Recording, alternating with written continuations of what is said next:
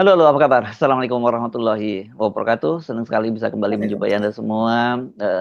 Dan kita ketemu lagi dalam program Off the Record, membaca berita di balik berita di akhir pekan ini ya. Dan seperti biasa, saya Hersul Arif. Dan saya Gebeta, senang sekali menjumpai teman-teman semua. Ya, Kita ngomong ini apa Mas Hersu di weekend ini? iya Allah, iya tetap masih ngomongin bencana Aceh ya. Tapi yang mengejutkan tentu saja perspektifnya Presiden, karena kan sampai Ya. sekarang kita bertanya-tanya apa yang terjadi ya.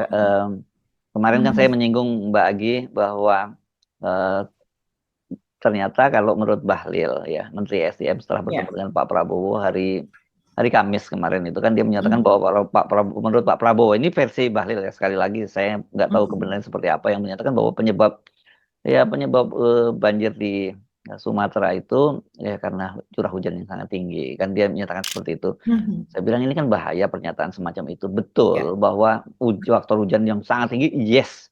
Tapi ketika Ya. kemudian daya dukung lahan, daya dan itu tidak baik, ya kemudian bencananya seperti terjadi ini karena kerusakan yang terjadi luar biasa kan begitu Mbak Agi ya. Nah, Betul. saya tadinya menduga ini Pak Prabowo mungkin nggak dapat brief yang cukup mencukupi, walaupun beliau sempat turun ke lapangan. Nanti pasti akan dibilang Pak Prabowo turun ke lapangan, tapi mungkin Pak Prabowo bukan titik-titik yang sangat Iya, yang sangat menyedihkan yang itu parah. gitu, yang Mhm. parah gitu ya. Makanya kemudian kenapa kok orang juga banyak bertanya kenapa pemerintah tetap bertahan tidak. Kemarin juga kita bahas ya, tidak segera menetapkan itu menjadi bencana nasional gitu. Tapi kalau sekarang ada perkembangan terbaru, Pak Prabowo ternyata tanggal 5 ya, kemarin itu ya Mbak ya, dia Mhm. tanggal 5 ya, itu berarti Ya, tanggal 5 itu hari Jumat ya Mbak Agi ya. betul. Hari Jumat Pak Prabowo rupanya pidato di acara Golkar itu, dan beliau menyinggung soal kebun kelapa sawit, membangga-banggakan. Wah, ini menurut saya bahaya sekali, padahal jelas sekali kan kalau para aktivis lingkungan dan juga bahkan Menteri Kehutanan juga udah mulai mengakui bahwa mereka punya apa andil dalam soal bencana Mhm. ini. Deforestasi itu kan yang paling besar jelas sekarang ini, satu tentang penebangan hutan ya Mbak Agi ya. Ya. Kemudian juga soal pembukaan kebun kelapa sawit dan juga pertambangan. Mhm. Itu kan juga Mhm. kalau di mana di Batang Toru Mhm. itu kan ada juga PLTA di sana yang sedang Ya, dibangun. betul. Kalau nggak salah sampai dua atau berapa Mhm. gitu proyek di sana. Jadi kalau Pak Prabowo sekarang tiba-tiba bicara soal itu, menurut saya ini Pak Prabowo walaupun sudah ke lapangan, beliau rupanya teraliniasi dari realitas yang ada di lapangan. Ini yang saya khawatirkan gitu loh Mbak Agi, kan kemarin kan kita tahu seperti waktu kerusuhan bulan Agustus, Pak Prabowo itu ternyata Mhm. telat update-nya ya kan, baru Iya, betul. setelah meninggal itu kan, karena Mhm. dan kemudian itu kita tahu Pak Prabowo itu diisolasi oleh orang-orang sekitarnya gitu sehingga tidak mendapat update yang baik. Nah, apakah dalam kasus ini sekalipun sekali lagi pasti ini pasti pendukung Mhm. Pak Prabowo akan menyatakan orang Pak Prabowo sudah datang ke lokasi, tapi kok yang dinyatakan oleh Pak Prabowo itu jauh dari realitas gitu. Seolah-olah kita bisa menduga bahwa Pak Prabowo seperti tidak mendapatkan update yang cukup komprehensif tentang apa yang terjadi di bencana Sumatera. Kok masih bicara soal sawit gitu loh. Iya ya, itu juga yang diprihatinkan oleh netizen, oleh masyarakat luas, oleh pengamat, oleh para tokoh, para aktivis lingkungan dan sebagainya, Mas Hersu. Hmm. Jadi kalau menjawab pertanyaan itu tadi, Pak Prabowo siapa yang membisiki begitu? Saya Hmm. pun juga berpikiran yang sama. Ini kan Pak Prabowo tidak mungkin membaca semuanya. Dia juga tidak mungkin terjun ke lapangan di semua daerah. Dia tidak mungkin membaca media sosial yang segitu banyaknya. Dia harus tahu mana media sosial yang berkata benar, mana media sosial yang dipercaya oleh rakyat. Kadang influencer atau media sosial begitu atau media-media sebetulnya media sekarang ini seperti YouTube, seperti Instagram, seperti X itu kan juga dimiliki oleh media yang memang betul media begitu. Hmm.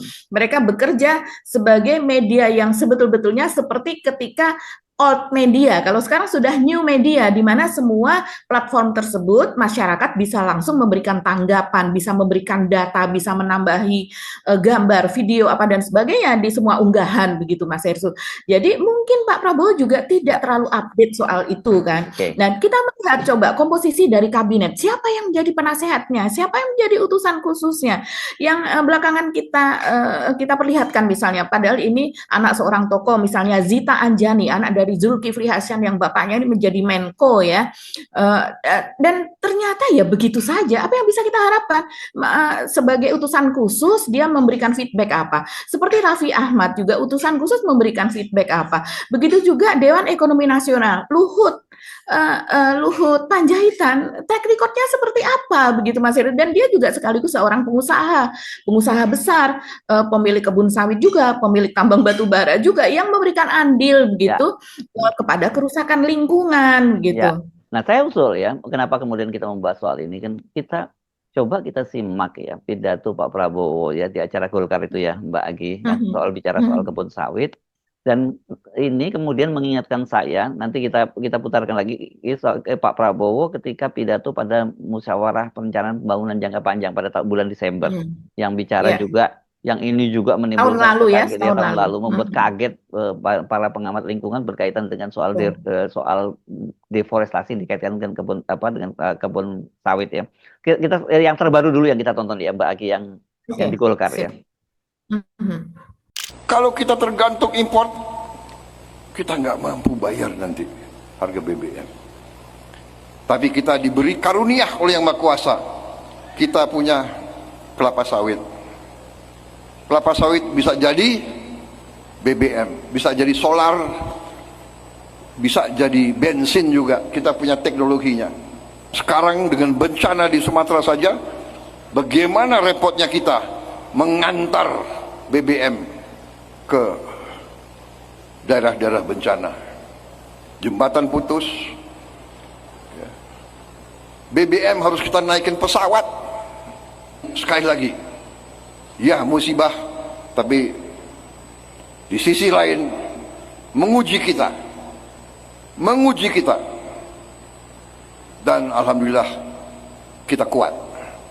Kita mengatasi masalah dengan kita sendiri. Nah, itu tadi yang di Golkar, Mbak Agi. Memang Indonesia sekarang disebutkan sebagai sekarang justru terbesar ya lahan sawit di Indonesia itu ya, Mbak Agi. Betul. Jadi ada dua negara, Malaysia dan Indonesia, dan tentu saja luasan Indonesia, Oh iya. pulau-pulaunya lebih banyak dan sebagainya, sehingga kemudian Indonesia menjadi lebih besar, begitu Mas Hersu. Tapi dua negara inilah yang Yes.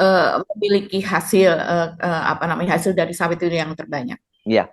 Sekarang kita saksikan lagi ini, kita melihat konsistensi cara berpikirnya Pak Prabowo ya. Jadi ini bukan hal yang baru sebenarnya Pak Prabowo menyatakan seperti ini, tapi orang menjadi terkejut karena ini disampaikan Pak Prabowo setelah terjadi bencana, padahal semua di tengah bencana. Ya di tengah bencana ya, ya betul. Nah ini sekarang kan semua menuding, dan itu saya kira tidak asal tuduh bahwa salah satunya deforestasi itu disebabkan karena pembukaan lahan sawit yang begitu gila-gilaan juga kan, begitu masif gitu. Nah oke.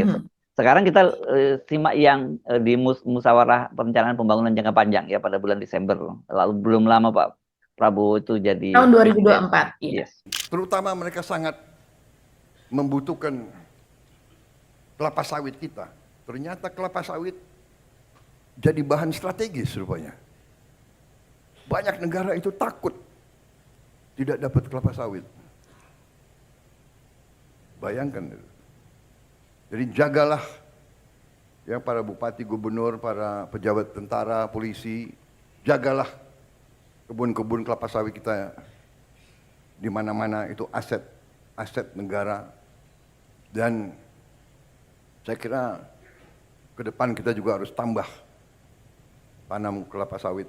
Nggak usah takut apa itu katanya apa? Membahayakan apa itu deforestation, ya kan? Namanya kelapa sawit ya pohon, ya kan? Betul nggak? Kelapa sawit itu pohon, ada daunnya kan? Ya dia keluarkan, dia menyerap karbon dioksida. Dari mana kok kita dituduh, ya kan? Yang boten-boten aja itu orang-orang itu. Jadi kita baik-baik aja, kita tidak, bahkan mereka bingung waktu mereka mau apa tuh ngomong-ngomong mau batasi, kita nggak boleh apa, Eropa kan mau batasi, sekarang bingung sendiri. Saya bilang, oh terima kasih kita nggak jual ke Anda. Terima kasih, saya bilang. Mereka panik sendiri di situ sekarang. Tuh, nanti semua industri coklat mereka kacau itu kan. Bikin coklat itu kan dari kelapa sawit itu. Sebagian dari deterjen, apa itu, kosmetik. Bingung sendiri mereka, nggak apa-apa. Tuh Pak, jadi Pak Prabowo tadi menyebutkan bahwa apa deforestasi, bahwa sawit itu juga pohon dan itu juga ada daunnya. Itu kan tadi Pak Prabowo nyatakan itu. Menurut Jadi saya, konsisten ya cara iya, berpikirnya. tapi menurut saya gini, kita tentu sebagai seorang presiden tidak berpretensi beliau mengetahui semua persoalan, kan begitu ya. Tetapi Betul. sebenarnya ya kalau mau, tapi kan beliau punya penasihat-penasihat seperti yang Anda sebutkan tadi, punya timnya yang justru mengamati semua. Saya tahu pasti Pak Prabowo punya juga itu dashboard seperti itu, kayak war room-nya gitu, melihat percakapan media itu ada, Mbak. Itu timnya, kita tahu kan timnya Pak Prabowo itu harus itu ada. Tapi apakah ini yang hal seperti ini sampai kepada Pak Prabowo atau tidak gitu? Karena menurut saya ya kalau Pak Prabowo bilang seperti itu harusnya dicegah kan, ya Mbak Agi ya, harus dicegah bicara semacam itu, karena itu mohon maaf itu akan sangat memalukan harusnya untuk buat seorang presiden bisa menyampaikan seperti itu. Dan saya tidak menyalahkan presidennya, tapi saya menyalahkan orang di seputarnya, Mbak Agi. Iya, betul. Tapi dalam hal ini juga kebijaksanaan dari Pak Prabowo, yang bagaimana dia memperluas pengetahuannya, bagaimana dia secara rutin begitu ya di-brief, bahkan minta di-brief kan seharusnya kalau para pimpinan ini, karena dia tidak mungkin melihat semua data itu sendiri. Dan sebaiknya juga berbicara dengan para oposan, berbicara dengan para tokoh yang kritis seperti itu. Jadi ya memang dalam hal ini oke, kita apa ya, kalau teman-teman media pun kan juga sudah melakukan investigasi bagaimana ada keluhan-keluhan dari menteri juga, tapi menteri tersebut tentu saja tidak mau disebutkan namanya, tapi dia mengatakan saya merasa kesulitan untuk bertemu dengan Prabowo. Menteri ini dalam hal ini yang setara juga ada lembaga dan sebagainya ya, yang kedudukannya sama dengan setingkat menteri begitu. Yang mereka mengatakan demikian, dan seperti kata Mas Yesus tadi, seolah seperti terisolasi karena memang semuanya harus lewat Teddy sebagai sekretaris kabinet begitu. Ini sudah dibahas berkali-kali sih sebetulnya ya, dan kita tidak tahu apakah itu useful pembahasan tersebut begitu sehingga didengar Pak Prabowo, sehingga mengubah cara dia mengambil informasi begitu ya. Tapi yang jelas dari apa yang dikatakan Pak Prabowo itu sangat mendasar sih Mas Hersu. Soal misalnya soal semua daun sama begitu kan, antara kelapa sawit dengan pohonnya sama-sama pohon, sama-sama. Ya enggak Pak, itu sudah diketahui sejak dulu begitu.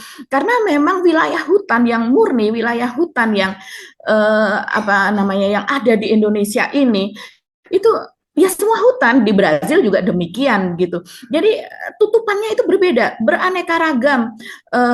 Tanaman ada di sana, pepohonan ada di sana, semak ada di sana begitu. Dari yang dia menghasilkan kayu dan non kayu. Kalau non kayu saya jadi ingat ini Pak Kasmujo ini kan dosen non kayu sebetulnya, bukan dosen kayu begitu. Non kayu itu gini. Oke. Iya.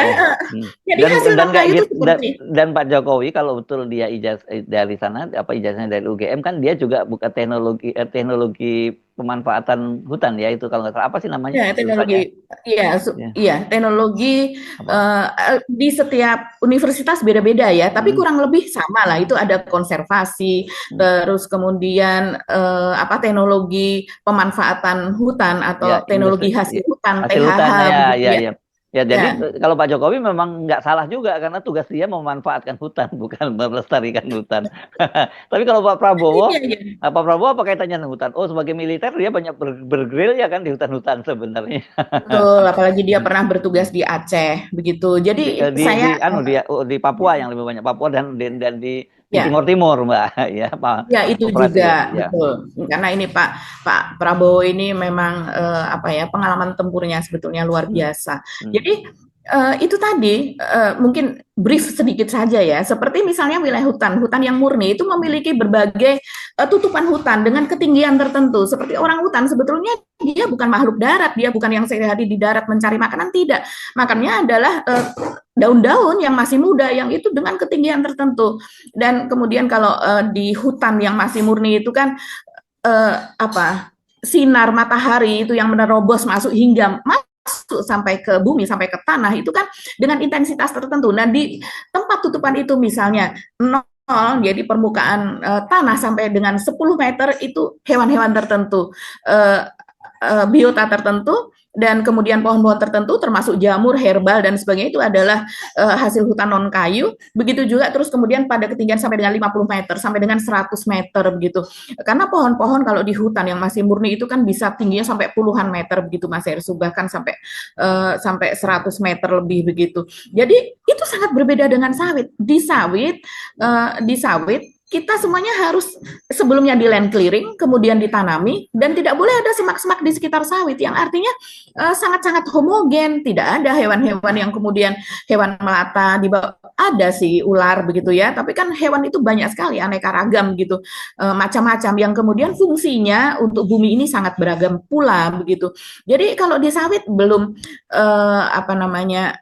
airnya begitu ya, limpasan itu langsung run off lah kalau lewat di perkebunan sawit, ya itu karena tidak ada yang menahan selain tanaman sawit, dan kita tahu tanaman sawit akarnya sangat berbeda dengan hutan pada umumnya. Jadi apa yang Dan dikatakan bahwa kebutuhan ini adalah airnya sangat tinggi ya sawit itu ya. sangat tinggi, ya kebutuhan airnya sangat tinggi, dan kemudian di tempat sawit itu juga sangat panas sehingga hanya tanaman tertentu dan kemudian juga hewan-hewan tertentu itu yang bisa hidup di sana begitu. Jadi ini sangat-sangat kompleks, silahkan cari di Google, pakai AI juga bisa, apa perbedaan antara pohon di hutan, pohon biasa dengan sawit. Ya. Tapi yang jelas Mas Ersu, apa yang dikatakan Pak Prabowo pada acara Golkar kemarin ya, itu sangat-sangat, orang mengatakan itu sebagai sesuatu yang near empati, blunder, yang kemudian Pak Prabowo dapat ide dari mana begitu di tengah bencana, justru seperti memuji-muji sawit, dan seolah itu menjadi blessing ya, dia mengatakan itu sebagai blessing, karunia gitu dari Allah, dari Yang Maha Kuasa untuk Indonesia. Betul, itu karunia, tapi kan yang menjadi penyebab adalah bagaimana kita memanfaatkan, cara kita gitu.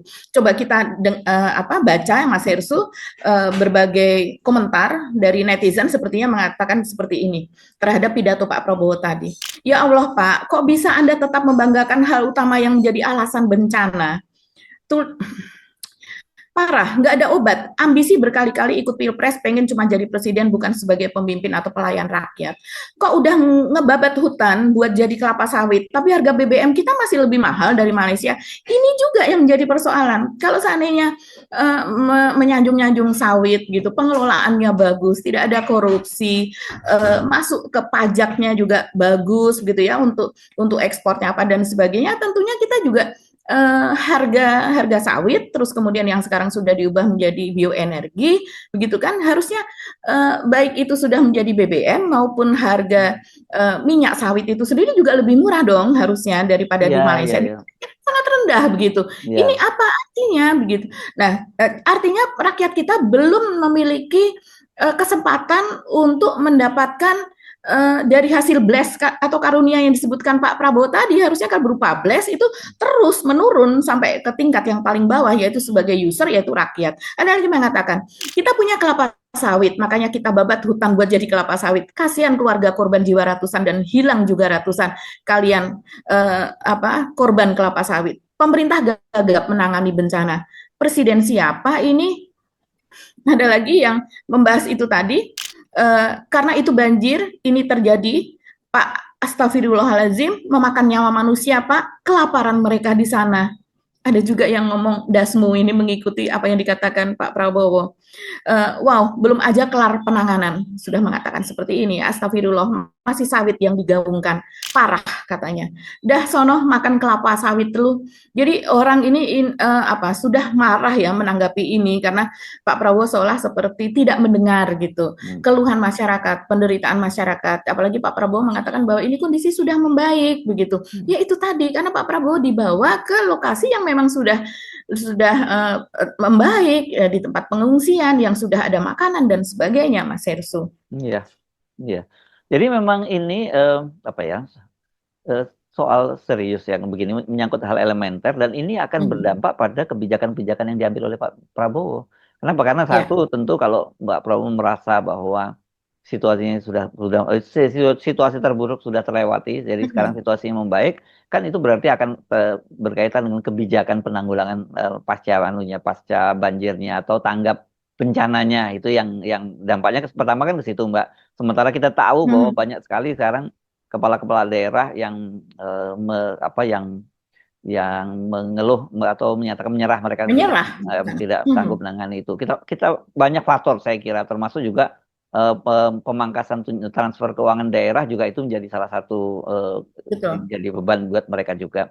Yang kedua yang juga serius ini adalah jangka panjang dalam pengelolaan kelestarian hutan kita, karena dengan begitu artinya kalau Pak Prabowo menyatakan bahwa itu blessing dan waktu bulan Desember minta agar para TNI dan Polri untuk jaga kebun kelapa sawit dan sebagainya, kan ini semacam justifikasi untuk melakukan pembabatan hutan untuk membuka lahan sawit, kan begitu, kan sama lah. Kalau tadi hutannya dan sekarang kemudian ganti sawit, sama-sama pohon, sama-sama ada daunnya.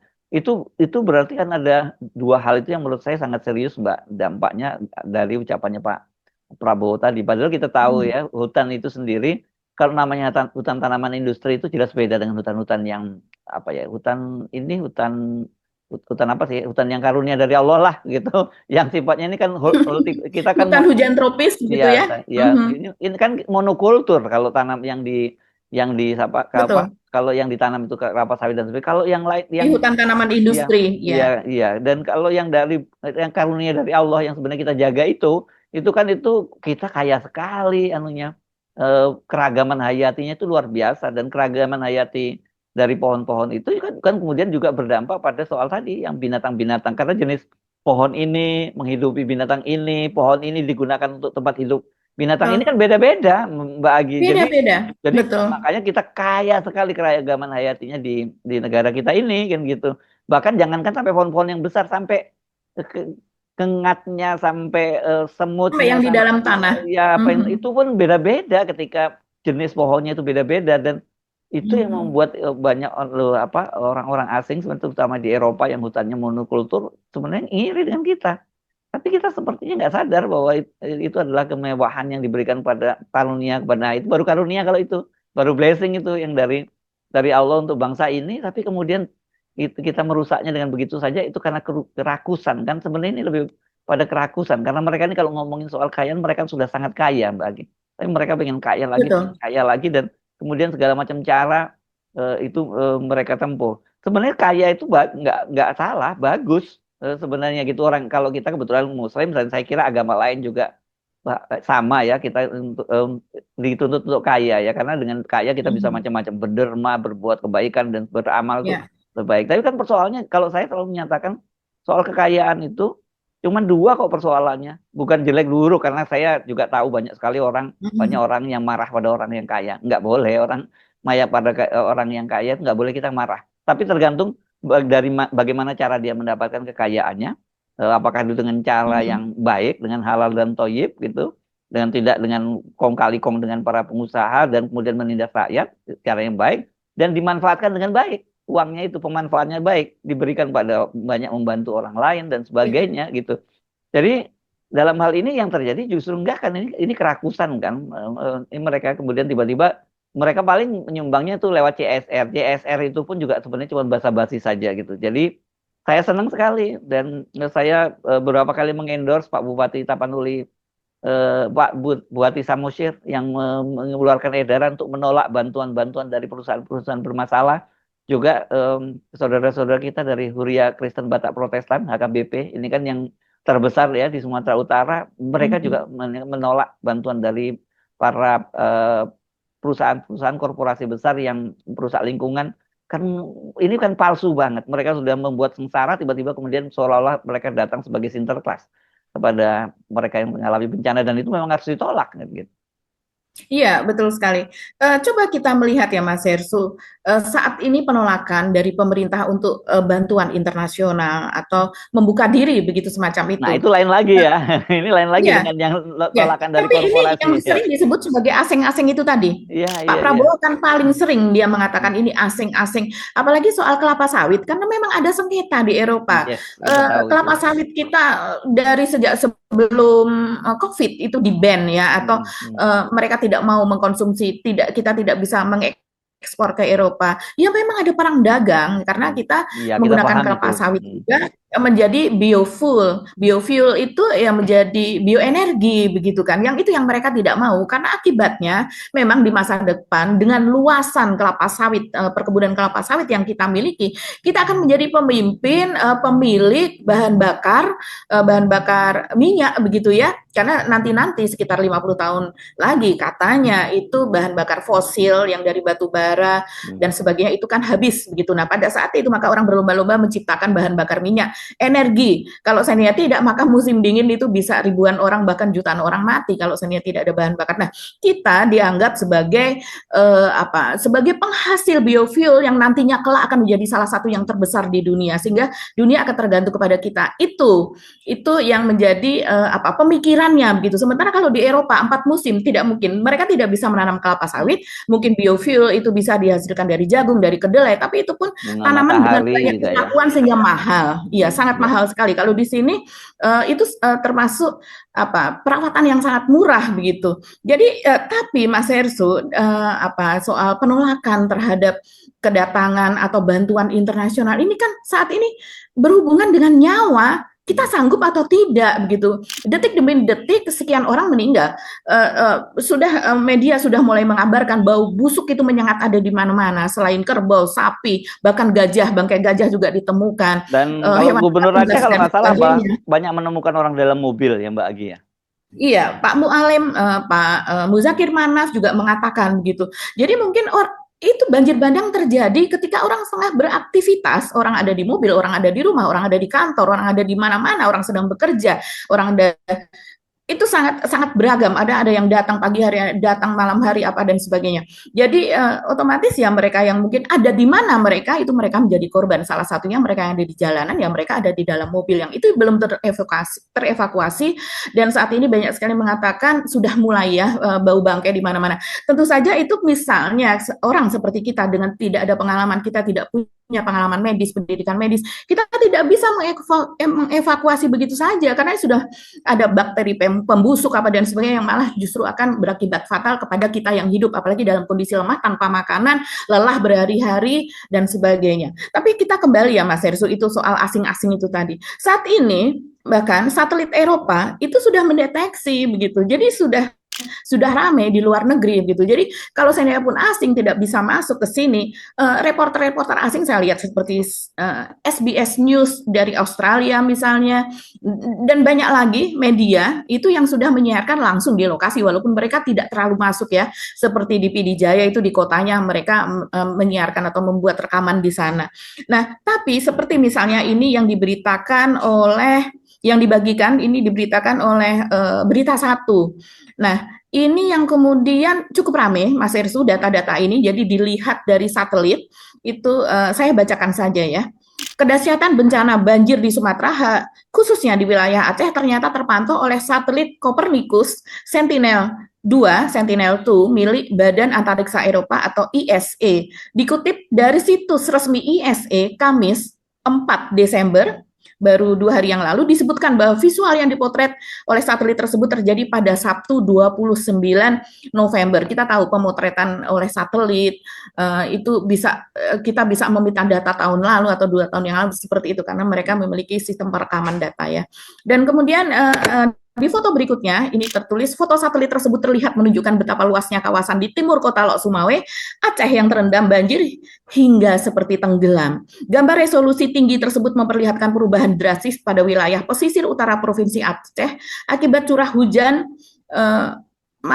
monsun yang sangat ekstrim. Jadi terlihat itu seharusnya berwarna hijau atau pemukiman dan sebagainya, hampir semuanya itu berwarna coklat yang menandakan hancur ya, mungkin itu warna tanah atau warna lumpur. Kemudian yang berikutnya, foto berikutnya, area pemukiman dan lahan terlihat tertutup air, menggambarkan skala kerusakan yang terjadi. Banjir bandang serta luapan sungai memaksa banyak warga mengungsi, sementara akses menuju sejumlah titik terdampak menjadi sulit. Tulis dari situs ISA. situs Eropa tersebut. Jadi sebetulnya apa yang terjadi di Indonesia ini sudah terbuka lebar. Kalau di luar negeri tanpa mereka harus datang ke sini, mereka sudah bisa memantau dan ini menjadi bahan tulisan mereka, menjadi bahan diskusi mereka, menjadi pantauan mereka begitu. Apalagi sekarang ketika jaringan internet itu sudah mulai pulih, Mas Irsi, influencer berbondong-bondong ke sana. Mereka masing-masing membuat buka dompet donasi dan kemudian mengantarkan diri ke sana, membuat rekamannya, kemudian diupload. Ini makin membuka jelas bagaimana gagapnya penanganan para korban di sana. Diungsikan, tapi tidak ada makanan di pengungsian tersebut. Ada makanan, iya, ada makanan di tempat pengungsian yang dikunjungi oleh para pejabat, oleh Prabowo, oleh Gibran dan sebagainya begitu. Jadi saat ini sedang ramai banget. Bagaimana seperti misalnya Jovialda Lopez, ini salah satu influencer yang terkenal ya. Dia mengunjungi lokasi, ini selain Ferry Irwandi, dia melihat dahsyatnya banjir di sana, itu truk itu bisa di atas truk. Terus ada yang seperti ngetrail begitu ya Mas Irsu, dan mobil-mobil itu bisa ada dimanapun gitu, yang bagi kita dengan penalaran kita yang normal itu sepertinya tidak mungkin. Bagaimana dia bisa melayang di atas air gitu, tapi ternyata itu mungkin karena memang kedahsyatannya 3 meter bahkan lebih dari 3 meter, dan kemudian itu bisa membawa barang-barang yang sangat berat sebetulnya. Iya, ini memang situasinya ya sekarang ini kita bukan mau menakut-nakuti, tapi kita mengabarkan justru ini untuk mendorong pemerintah, mendorong kita semua untuk lebih terlibat lagi ya di dalam soal penanganan kasus ini. Kontribusi macam-macam, memang tidak harus kita harus datang langsung ke lokasi, tapi dengan menyalurkan bantuan-bantuan kita lewat lembaga-lembaga atau individu-individu yang terpercaya, terverifikasi, kita bisa setidaknya membantu meringankan mereka. Dan yang sebenarnya kemarin kan ada juga cerita ya, misalnya ada tukang ojek yang menginisiasi dapur buat teman-teman anak-anak mahasiswa dari daerah yang terdampak yang ada di Depok ya, untuk karena mereka bayangkan banyak sekali mereka ini nggak bisa pulang Mbak Agi, dan kiriman uang dari rumahnya juga pasti terputus dalam situasi sekarang. Jadi banyak hal ya Anda bisa melakukan itu, nggak usah jauh, nggak juga harus jauh-jauh datang ke sana, tapi di sekitar Anda coba perhatikan banyak nggak mahasiswa-mahasiswa yang berasal dari daerah yang terdampak banjir itu, dan mereka pasti membutuhkan bantuan kita. Jadi kalau dengan cukup membuka mata kita dan kepekaan hati kita buka, kita akan bisa melakukan banyak kontribusi dalam soal ini.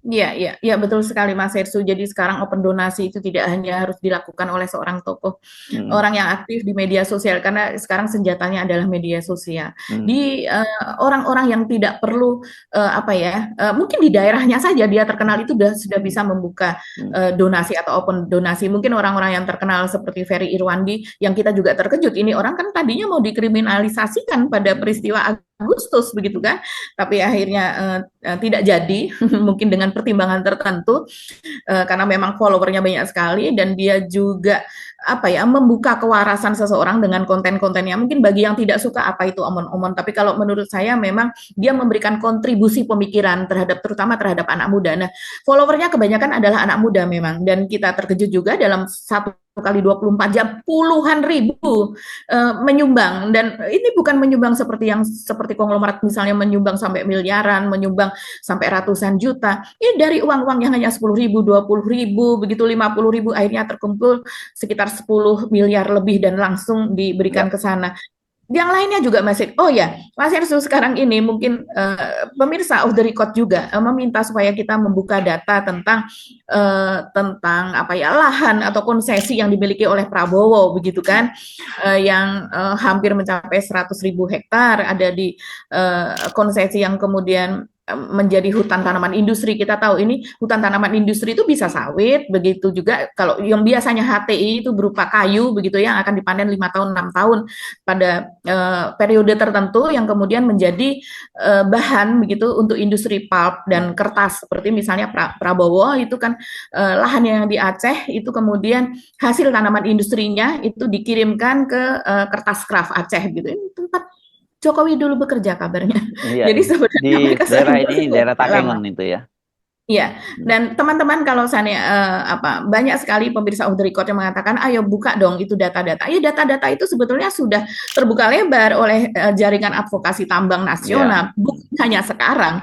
Sejak sebelum-sebelumnya ini pun sudah diungkap begitu tentang lahan Prabowo tersebut, yaitu Tusam Hutani Lestari. Misalnya saya bacakan sedikit saja ya.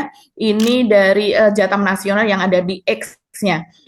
Jadi dia mengeluarkan peta, memperlihatkan sebuah peta yang di situ memperlihatkan banjir besar yang melumpuhkan Aceh terjadi di wilayah yang salah satu konsesi hutannya dimiliki langsung oleh Prabowo Subianto melalui PT Tusam Hutan Lestari, perusahaan HTI yang menguasai sekitar 97.000 hektar hutan di Aceh Tengah, Bener Meriah, Biren, dan Aceh Utara.